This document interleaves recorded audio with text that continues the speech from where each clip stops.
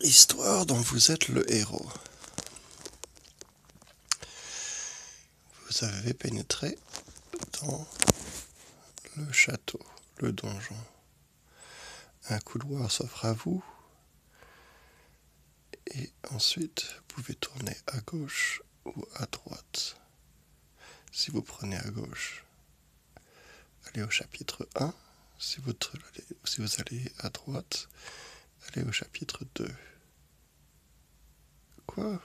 Non mince, je me suis gouré. Ok. Je vais dire, si vous tournez à gauche, chapitre 2, c'est le chapitre 2. Si vous tournez à droite, chapitre 2. En cela, je veux dire que si vous allez à gauche, vous n'allez pas savoir de toute manière ce qu'il y aura à droite, et si vous allez à droite, vous ne saurez pas ce qu'il y a à gauche. Donc c'est pas la peine de se casser la tête à faire les deux endroits. Il pourrait être pareil que tu ne le saurais pas. Mais bon, parce que moi j'arriverai pas à me souvenir en fait, je crois. Vous continuez dans le corridor quand tout à coup vous tombez sur une créature monstrueuse. La peur. Oups, non. Allez, pourquoi pas. La peur. C'est d'une petite peur, de taille moyenne, avec de grands bras longs. Il gesticule et s'avance vers vous. Que faites-vous? Vous attaquez? Vous reculez? Vous avancez? Vous le découpez en rondelles? Vous le mangez? Vous lui offrez à manger? Vous mangez avec lui? Vous vous laissez manger? Oui, il y a pas mal de solutions.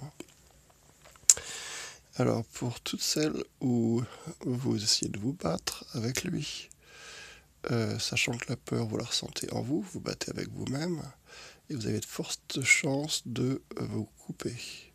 Donc, pour chaque coup d'épée, vous retirez 5 points de vie. D'accord. Ensuite, si vous décidez de fuir, ça renforce l'aspect peur et ça la rend plus forte.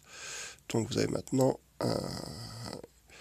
une petite peur de taille assez grande qui vous court après. Si vous décidez de partager la nourriture avec vous, la nourriture, il se trouve que c'est vous, mais dans ce cas-là, vous ne le savez pas, donc vous partagez la nourriture, vous êtes heureux, il est heureux aussi, et il vous laisse passer, car il est repu. Si vous acceptez de vous faire manger, le même scénario, sauf que vous savez que c'est vous, donc il n'y a pas ici de voile. Vous voyez bien que vous êtes mangé, etc. Une fois dans son ventre, il est repu. Et une fois repu, eh bien, il est satisfait. Alors évidemment, un monstre satisfait avec un ventre bien repu, il aura bientôt envie d'aller aux toilettes, donc il va déféquer. Et vous voilà à nouveau sorti. Et face à la peur. Que décidez-vous de faire? Décidez-vous de fuir, de l'attaquer, de partager la nourriture, de vous faire manger, etc. Donc si vous décidez de vous faire manger, une infinité de fois, il semblerait que la peur devient infini, devient rassasiée, finalement. Et que du coup, vous n'avez plus peur, et la peur vous laisse passer. D'accord? Donc, fort, vous gagnez donc 10 points d'expérience. Ensuite, vous continuez dans le hall où se trouve un gouffre. Vous le sautez, vous décidez de tomber dedans, vous décidez de rebroucher chemin, vous demandez de l'aide,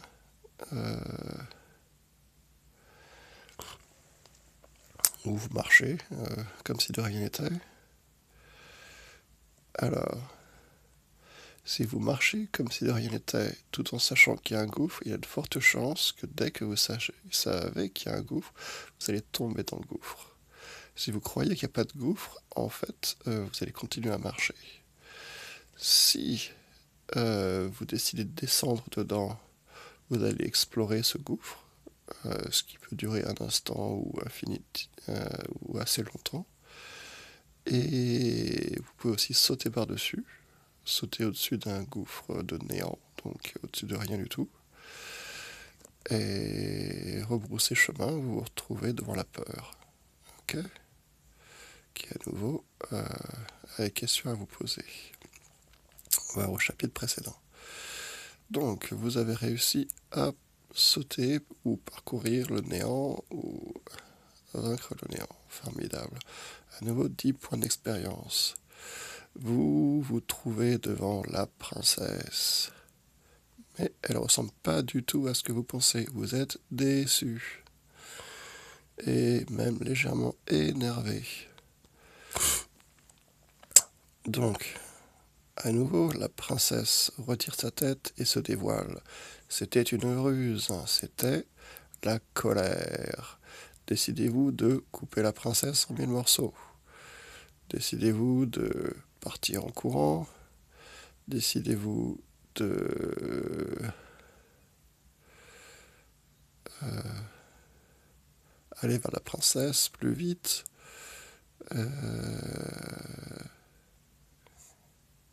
Décidez-vous d'être en colère. Donc, si vous partez, vous rencontrez rien du tout, suivi de la peur. Si vous découpez la princesse, à nouveau, forte chance de vous découper en rondelles vous-même. Donc pour chaque coup, moins 5 de vie. Mais plus d'expérience. Ouais, plus 1 d'expérience. Moins 5 de vie, plus 1 d'expérience. Très important à noter. Donc, et si vous avancez et que vous admettez que vous êtes en colère, en fait, à ce moment-là, le monstre retire son masque et dévoile qu'en fait c'était une ruse, c'était la princesse.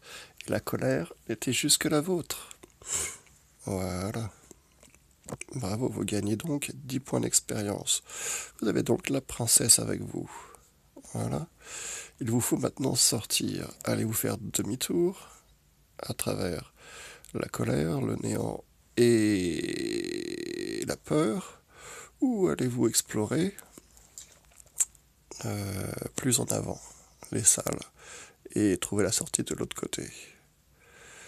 Donc vous marchez pendant longtemps, si vous marchez pendant longtemps en disant que vous décidez de continuer, vous marchez pendant longtemps et longtemps dans les corridors. Et c'est un très long corridor dans lequel il n'y a absolument aucune porte. C'est vraiment très fatigant. Et vous continuez à marcher comme ça pendant très très très longtemps.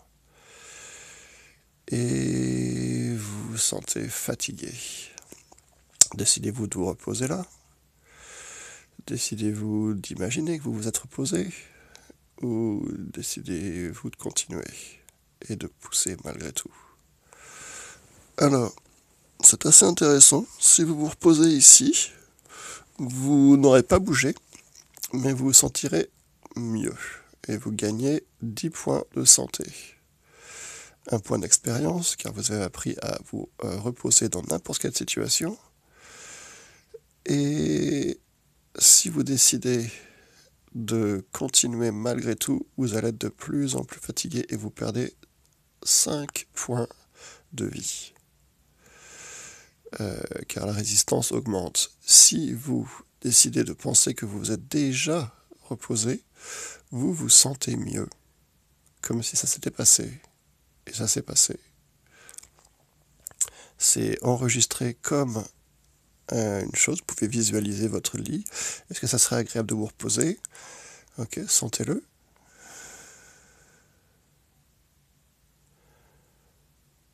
Et donc, si vous étiez fatigué, vous pouvez voir que de vous reposer le dos en vous allongeant, c'est agréable. Et maintenant, si vous dites, mais si j'ai vu dans mon imagination que ça pouvait être agréable de me reposer, c'est donc que je l'ai ressenti. Si j'ai ressenti que c'était agréable, si j'ai ressenti le repos, pourquoi le faire puisque je l'ai déjà fait dans mon imagination?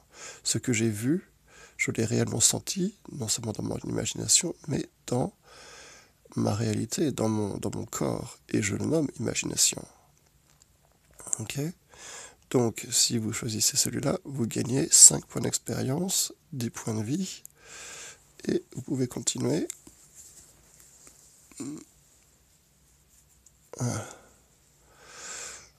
Jusqu'à une porte. Vous ouvrez la porte et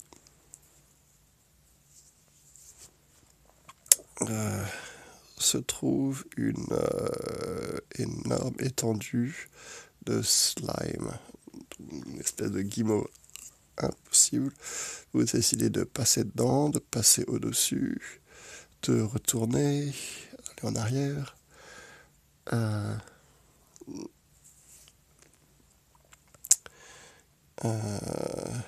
donc j'imagine en fait que le slime représenterait la dépression, la tristesse, et que donc plus vous poussez dans ce slime, et plus ça devient difficile d'avancer. Vos mouvements sont freinés et fatigués. Si vous aviez pris l'option de régénération instantanée, qui est donc d'imaginer, de se poser la question, est-ce que se reposer sera agréable? Alors vous avez restauration instantanée et donc vous pouvez continuer. Sinon, vous êtes fatigué et vous vous arrêtez. Au moment où vous vous arrêtez, vous vous apercevez que le slime qui vous empêchait d'avancer ne vous empêche plus car il n'y a plus de friction. Et donc que vous pouvez bouger et être sans problème, sans difficulté. En continuant à être dans cette difficulté, dans cette aise, vous pouvez avancer dans ce magnifique slime. Et vous en êtes sorti en fait. Par le simple fait que vous êtes arrêté. Alors, ensuite vous voyez un puits. Décidez-vous de descendre dedans. Décidez-vous de rebrousser chemin. Alors, vous descendez dedans, puisque sinon vous refaites juste les chapitres à l'envers, c'est comme vous voulez. Vous descendez dedans et vous voyez à l'intérieur de la lumière, dont vous savez que c'est la bonne voie, c'est la sortie. Vous avancez, vous descendez prudemment, hop, et ça glisse un petit peu, mais ça va. Et arrivé au fond, vous voyez de l'eau, c'est une réflexion. De l'eau belle comme un miroir. Et ce que vous voyez comme lumière était en fait votre propre lumière. La lumière de votre torche ou de votre lampe que vous portiez. Ensuite, en regardant sur le côté, vous vous apercevez qu'il y a une salle pleine de lumière et pleine de torches. Décidez-vous et un grand feu, mais éteint. Décidez-vous de prendre les torches et d'allumer le grand feu. Vous prenez les torches, vous allumez le grand feu, et le feu se lève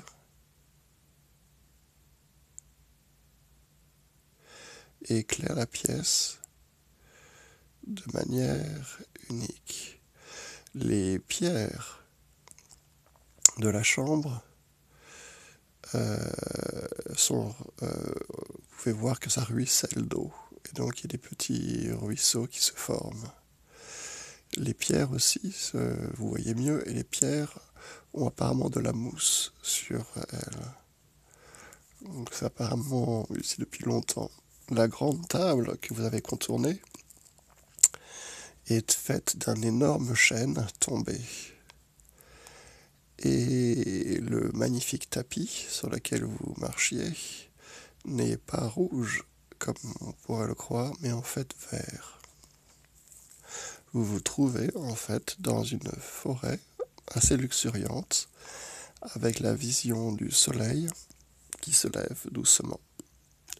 Vous restez à contempler le soleil qui se lève agréablement avec votre princesse, ou vous décidez de partir pour de nouvelles aventures.